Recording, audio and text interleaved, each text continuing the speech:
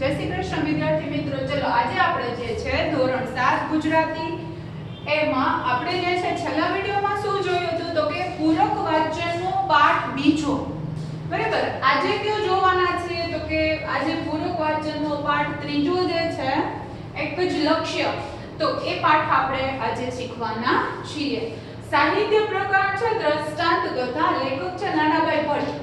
દ્રષ્ટાંત કથા શું કામે કહ્યું છે તો કે આપણને આ પાઠ દ્વારા જે છે એક એકાગ્રતા કેળવવાનો ગુણ, એકાગ્રતા, મન જે છે એ એકાગ્ર રાખવાનું. હવે માનો કે તમે કંઈ ભણો છો, અભ્યાસ કરો છો, કોઈ પણ વિષયનો જે અભ્યાસ કરતા હો, જો તમારું મન જે છે એ અલગ અલગ જગ્યાએ વિચારોમાં ભમતું હોય તો તમે વ્યવસ્થિત અભ્યાસ કરી શકો નહીં.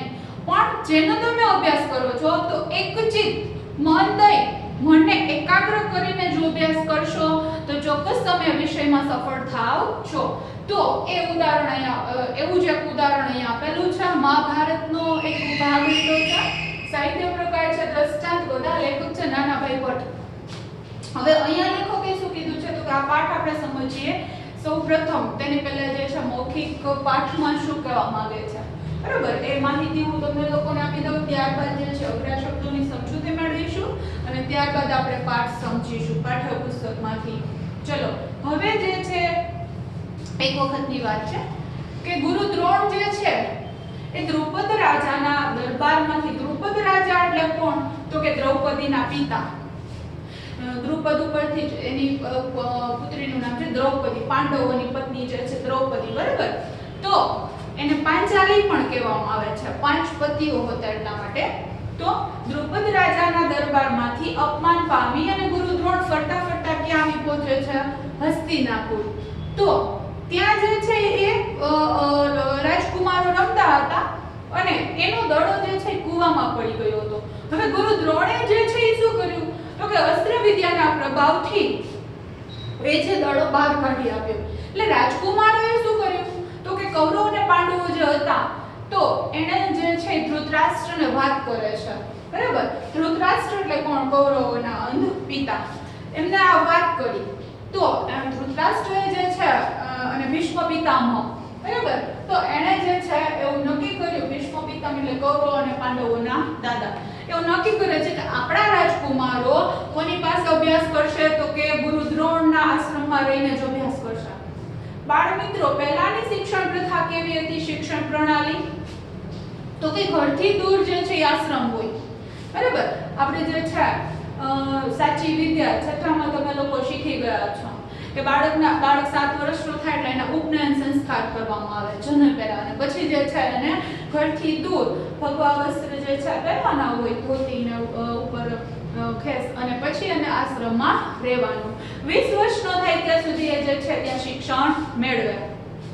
પછી તો કે અલગ અલગ પ્રકારનું અશ્વ વિદ્યા છે, શસ્ત્ર વિદ્યા છે, ઘોડેસવારી, બરાબર, તો આ બધું શીખવવામાં આવતું. સાથે સાથે સ્વાશ્રયની અણમૂલી તાલીમ મળતી. હવે રાજાનો કુંવર હોય કે સાવ ગરીબ જે હોય, બરાબર, પણ એ શિષ્ય તો ગુરુ માટે શિષ્ય જ. ત્યાં એવું કઈ નહીં, ઉચ્ચ નીચના ભેદભાવ નહીં, બધા સાથે રહે ગુરુજીની સાથે જ, અને બધાને જે છે એ આ રીતે શિક્ષણ આપવામાં આવતું. હવે ગુરુ દ્રોણના જે છે આશ્રમમાં આ રીતે કૌરવ અને પાંડવોને જે છે એ વિદ્યા મેળવવામાં જે છે એનું એક જેને કહેવાય ને કે સારું એવું પુણ્ય મળ્યું કે ગુરુ દ્રોણ જે છે એટલા તેજસ્વી હતા, તો ત્યાં એના આશ્રમમાં રહી અને વિદ્યા મેળવે છે. સ્વાશ્રય એટલે પોતાના પર આધાર રાખવો, જિંદગીના દરેક કામમાં કોઈ પર આધાર રાખવો નહીં. ક્યારેક મુસીબત આવે તો આપણે બીજા પર આધાર રાખ્યો હોય તો કે કામ પાર પડે નહીં. આપણે આપણા પર જ આધાર રાખવાનો અને જે છે આગળ વધવાનું જીવનમાં. તો આવી અણમૂલી તાલીમ મળતી. સાથે સાથે માત્ર ભણવાનું જ ના રહેતું, શારીરિક કસરત થાય એવા બધા કામો પણ હતા. એવા ક્યાં તો કે આશ્રમની જે ગુરુજીની ગાયો હોય એ ચરાવવા જવાનું, આશ્રમના જે વૃક્ષો હોય એને પાણી પાવાનું, બરાબર. યજ્ઞ માટે જે છે યજ્ઞમાં વપરાતા લાકડા, એટલે લાકડા ન કહેવાય, શું કહેવાય? સમિધ કહેવાય. સમિધ જે છે એ લાવવાના. હવી એટલે યજ્ઞમાં વપરાતું દ્રવ્ય જે છે એ માંગી લેવાનું. આ બધું બરાબર જે છે શિષ્યો કરતા અને ત્યારબાદ જ વિદ્યા મળવાનો ચાલુ થાય. ત્યારબાદ ગુરુજી જે છે દરેકને સોંપેલા બધા કાર્યો પૂરા થાય એટલે ગુરુજી બધાને જે છે એ વિદ્યા આપે અને આ રીતે બધા વેદો બરાબર એનું જે છે વેદો છે શાસ્ત્રો બરાબર એનું બધાનું જ્ઞાન આપવામાં આવતું. તો એક વખત જે છે હવે ગુરુ દ્રોણના આશ્રમમાં બધાએ કેટલીક જે છે વિદ્યા મેળવી છે જોવાનો ભીષ્મ પિતામહ જે છે એની ઈચ્છા હતી કે હસ્તિનાપુર સમગ્ર શહેર જોઈ કે આપણે રાજકુમારો કેટલીક શિક્ષા મેળવી છે ગુરુ દ્રોણના આશ્રમમાં રહીને. તો એના માટે જે છે એ શું થાય છે તો કે એક જેને કહેવાય ને કે આલિશાન મંડપ ઊભો કરવામાં આવ્યો અને ત્યાં જે છે એ તો ગુરુ દ્રોણાચાર્ય પણ જે છે રાજકુમારોને કહે છે તમારી કસોટી કરવાની છે, તમે લોકોએ કેટલીક વિદ્યા મેળવી છે બરાબર. એક મોટું વૃક્ષ હતું એના ઉપર સફેદ બનાવટી પક્ષી રાખ્યું, એમાં લાલ હીરા ચડેલા હતા એટલે પક્ષીની આંખ ટૂંકમાં. હવે બધાએ વારાફરતી અને વિંધવાની હતી આંખને, તીર જે છે એ બરાબર ત્યાં લાગવું જોઈએ. તો સૌપ્રથમ જે છે એ ગુરુ દ્રોણાચાર્ય યુધિષ્ઠિરને કહે છે કે યુધિષ્ઠિર ઊભો થાય કે સૌપ્રથમ કે તારો વારો, તું ઈ કે અમને જુએ છે તો કે હા ગુરુજી. ઈ કે સામે પેલું વૃક્ષ છે ને જુએ છે તો કે હા. ઈ કે એના પર કે ઓલું થોડું બનાવટી પક્ષી છે ને જુએ છે તો કે હા ગુરુજી. કે તો હવે તો ગુરુજી એનો પ્રશ્નનો ઉત્તર સાંભળીને દુખી થઈ જાય છે કે આ શું યુધિષ્ઠિરને તો બધું દેખાય છે તો એ તીર કેવી રીતે વિંધી શકશે. તો એ ઉદાસ થાય છે અને કહે છે તું બેસી જા. પછી કહે છે દુર્યોધન ચાલ ઊભો થઈ ગયો તારો વારો. દુર્યોધનને પણ એવો પ્રશ્ન કરે છે કે તું દુર્યોધન અમને દેખે છે ઈ કે તો કે હા. ઈ કે ગુરુજી સામે કે પેલું બનાવટી વૃક્ષ છે એને દેખે છે તો કે હા. એના પર કે થોડું થોડું પક્ષી છે એને દેખે તો કે હા.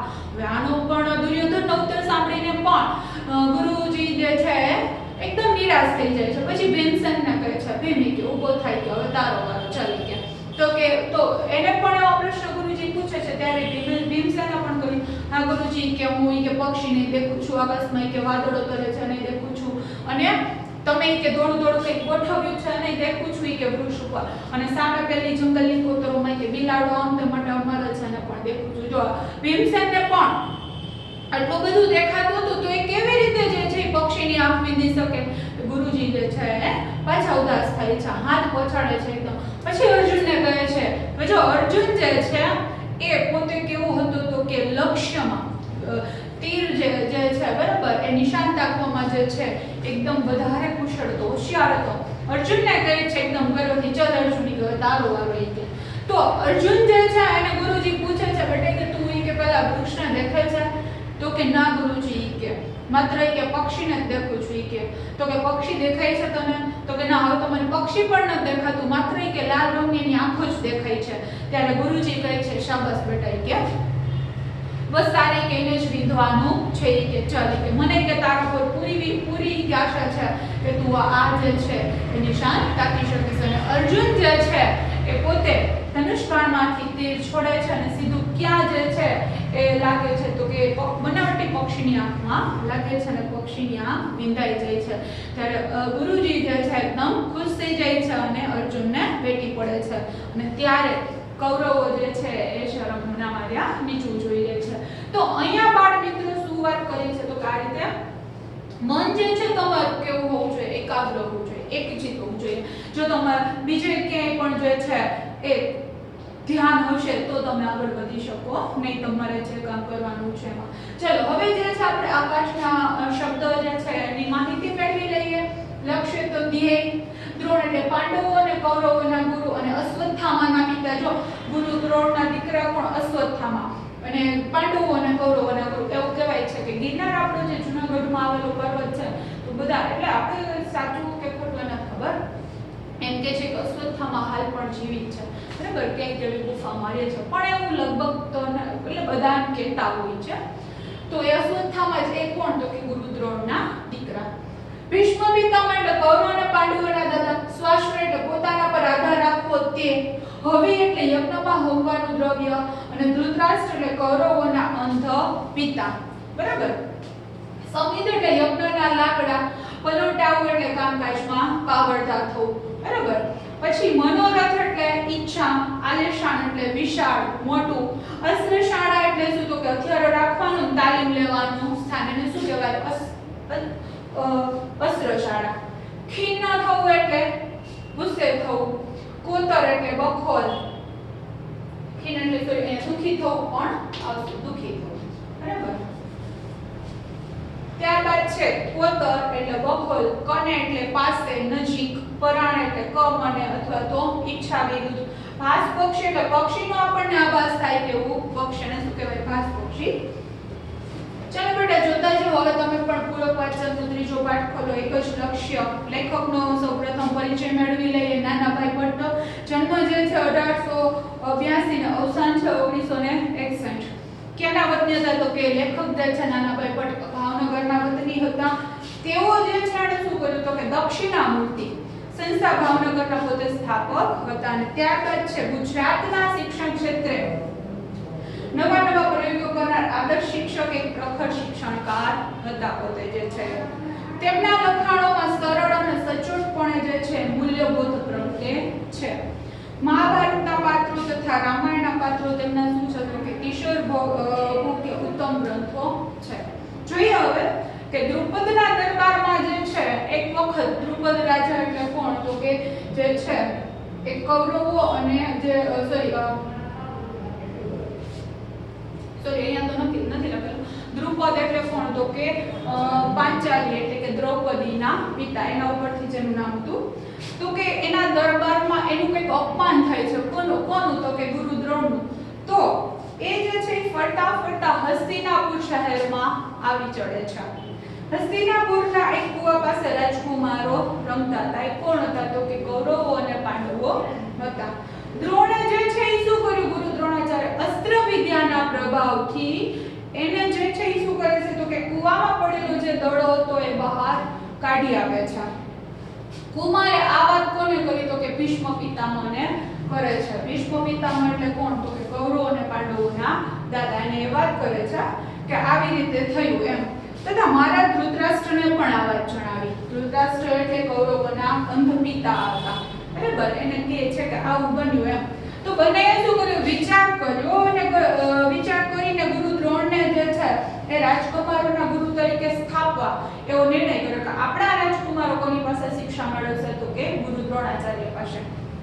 હવે જે છે આ જમાનામાં શું હતું? આ જમાના મતલબ તે પ્રાચીન સમયમાં જે છે એ ગુરુની સેવા એ વિદ્યાર્થી જીવનનું એક આવશ્યક અંગ બનાવ્યું. આવશ્યક એટલે જરૂરી કે ગુરુની સેવા કરવી. વિદ્યાર્થીઓ ગુરુકુળમાં રહે તે દરમિયાન આખા ગુરુકુળના નાના મોટા તમામ કામ પોતે જે છે એ ઉપાડી લેતા. ઉપાડી લેવો મતલબ કે એ બધા કામો એ કરતા. અને એ રીતે જીવનમાં શું મળતું તો કે સ્વાશ્રયની અણમૂલી તાલીમ મળતી. સ્વાશ્રય એટલે પોતાની જાત પર જે છે આધાર રાખવો. અણમૂલ્ય એટલે એની જેવી કિંમતી તાલીમ એને મળતી. શું કામ એમ તો કે કોઈ દિવસ જે છે પછી એ શિષ્ય હોય એ બાળક છે કોઈ દિવસ જીવનમાં ક્યારે અટકે ને એનું કામ જે છે બધા જાતે કરી શકે. આશ્રમમાં નવો દાખલ થનારો જો વિદ્યાર્થી હોય તો એ આશ્રમની ગાયોને જે છે ચારવા માટે જંગલમાં લઈ જાય. ગુરુજી જે છે ને માનો કે કોઈ પણ શિષ્ય હોય તો એને ત્યાં એનો અભ્યાસ પૂરો થાય પછી ગુરુ દક્ષિણામાં કોઈ જે છે ગાયો આપે ને કોઈ આ તે બધી વસ્તુઓ જે છે ગુરુજીને આપે. ગુરુ દક્ષિણા એને કહેવાય. એટલે ગુરુજી પાસે ગાયો હોય તો એ અમુક જે છે શિષ્ય એને જંગલમાં ચરાવવા માટે લઈ જાય. કોઈ જે છે આશ્રમના વૃક્ષોને પાણી પાય. ગુરુના હવિ માટે ગુરુજીને યજ્ઞ કરવો તો હવિ એટલે હવનમાં જે યજ્ઞમાં હોમવાનું દ્રવ્ય તો એ અને સમિત એટલે યજ્ઞના લાકડા માંગી લાવે. અને જીવનના આવા તેવા કાર્યોમાં પલટાયા પછી રીતસરની જે છે વિદ્યા ભણવાનું ચાલુ થાય. પહેલા આવા બધા કાર્યોમાં જે છે હોશિયાર બનવાનું અને પછી જે છે ગુરુજી વિદ્યા આપે. આમ પાંડવોને તેમજ કૌરવો અને ગુરુ દ્રોણની સેવાની તાલીમ મળી. પાંડવો અને કૌરવો 100 કૌરવો અને 5 પાંડવો કહેવામાં આવે છે. એને પણ એવો મોકો મળ્યો કે ગુરુ દ્રોણાચાર્ય પાસે અભ્યાસ કરે. હવે કુમારોની પરીક્ષાનો વખત નજીક આવતો હતો એટલે કુમારોએ દ્રોણાચાર્ય પાસેથી કેવી વિદ્યાઓ મેળવી છે તે હસ્તિનાપુરની સમગ્ર પ્રજા જુએ, બરાબર, કે કેવી એમણે જે છે તાલીમ લીધી છે. તો હસ્તિનાપુરના શહેરના લોકો એ જોવે એ માટે ભીષ્મનો મનોરથ હતો અને તેના માટે કાલેશન મંડપ ઊભો કરી એ જનતાની સમક્ષ કુમારોની પરીક્ષા કરવાનો વિચાર ચાલી રહ્યો હતો. જનતા એટલે લોકો, કે લોકોને પણ જે છે એમ થવું જોઈએ ના કૌરવ અને પાંડવો જે છે બધા રાજકુમારોની કેવી વિદ્યા મેળવી છે એમ, એવી ભીષ્મ પિતામહની મનોરથ એટલે ઈચ્છા હતી. તે દરમિયાન દ્રોણાચાર્યને પણ પોતાના સંતોષ અર્થે એટલે પોતાને પણ સંતોષ થાય કે એના શિષ્યો કેટલા જે છે નિપુણ હોશિયાર બન્યા છે, તો એની તપાસ કરવાનો નિશ્ચય કર્યો મતલબ નક્કી કર્યું. એક વખત બધા અસ્ત્રશાળામાં વખતસર હાજર થયા. વખતસર એટલે સમયસર. એટલે આચાર્યએ અચાનક જાહેર કર્યું કે આજે હું તમારી પરીક્ષા કરવાનો છું. આચાર્યને કહે છે કે હું આજે તમારી પરીક્ષા લઈશ, કસોટી કરીશ. કે રાજકુમારો તૈયાર થયા અને પોતાના સાધનો લઈને બહાર મેદાનમાં આવ્યા. જો ચિત્રમાં પણ આપણને જોવા મળે છે. મેદાનમાં દૂર એક ઝાડ પર ધોળા રંગનું એક બનાવટી પક્ષી ગોઠવ્યું હતું. જોયું તો શું હતું? બનાવટી એટલે તો કે એવું કપડાનું જે છે ધોળા રંગનું એક બનાવેલું પક્ષી હતું અને એ જે છે એ ઝાડ ઉપર મૂક્યું હતું. લાલ રંગની હીરાથી જડેલી એની આંખો બનાવી હતી. આચાર્યએ કુમારોને જે છે જણાવ્યું, મતલબ કહ્યું, એને કહે છે કે શું કહે છે તો કે જો પેલા કે દૂરના ઝાડ પર મેં જે પક્ષી ગોઠવ્યું છે એની આંખો તમારે વીંધવાની છે મતલબ કે તમારે ત્યાં કે તીર જે છે તમારું છોડવાનું ને એ આંખો વીંધાઈ જવી જોઈએ, નિશાન તાકવાનું છે. તો હવે કુમારો તૈયાર થઈ ગયા તો કે હા ગુરુજી, કે તેમની આંખો તૈયાર થઈ, તેમના ધનુષ્ય તૈયાર થઈ અને તેમના તીરો પણ તૈયાર થયા. કોના? તો કે રાજકુમારોના, કૌરવો અને પાંડવોના. આચાર્ય બોલે છે, આચાર્ય એટલે ગુરુ દ્રોણાચાર્ય, કુમાર યુધિષ્ઠિર કે પહેલો તમારો વારો કે જુઓ કે આ હું ઉભો છું, સામે ભૂરું આકાશ પડ્યું છે, પેલું ઝાડ રહ્યું, તેના પર કે પક્ષી છે, તમે કે સર્વને જુઓ છો? સર્વ એટલે બધા. કે તમે કે બધાને જુઓ છો? કે હું છું, સામે ઝાડ છે, એના પર પેલું બનાવટી પક્ષી છે, કે તમે બધાને જુઓ છો? આવું કોણે પૂછ્યું? ગુરુ દ્રોણ છે યુધિષ્ઠિરને સૌપ્રથમ પૂછે છે. હવે એના જવાબમાં યુધિષ્ઠિર શું કહે છે તો કે ધનુષ્ય બાણ હાથમાં લીધા અને પક્ષીની સામે નજર કરતા એ બોલે છે, જવાબ આપે છે, ગુરુ મહારાજ કે હું તમને જોઉં છું, પૂરા આકાશને જોઉં છું, દૂરના ઝાડને દેખું છું અને ભાસ પક્ષીને પણ દેખું છું. ભાસ પક્ષી એટલે આમ ખોટું બનાવટી પક્ષીનો અવાજ થાય તેવું પક્ષી, આપણે દૂરથી એમ થાય કે સાચું પક્ષી છે. તો એણે તો એમ કીધું કે હા હું બધાને દેખું છું. હવે યુધિષ્ઠિરના જવાબથી ગુરુજી જે ખિન્ન થઈ ગયા. ખિન્ન મતલબ દુખી થઈ જાય છે કે આવા જવાબની એને આશા નહોતી, કારણ કે એટલું બધું દેખાતું હોય તો જેને તીર જે છે બરોબર નિશાન તાકવાનું છે એ ન કરી શકે. તો પછી શું કહે છે તો કે તમે બેસી જાવ. કે પછી વારો આવ્યો દુર્યોધનનો. દુર્યોધન કુમારી કે જુઓ હું ઊભો છું, સામે પૂરું આકાશ પડ્યું છે, પેલું રહ્યું ઝાડ, તેના પર પક્ષી છે, તમે ક્યાં સર્વને જુઓ છો? કે આ બધાને જુઓ છો? જેવું યુધિષ્ઠિરને પૂછ્યું હતું એવું દુર્યોધનને પૂછે છે.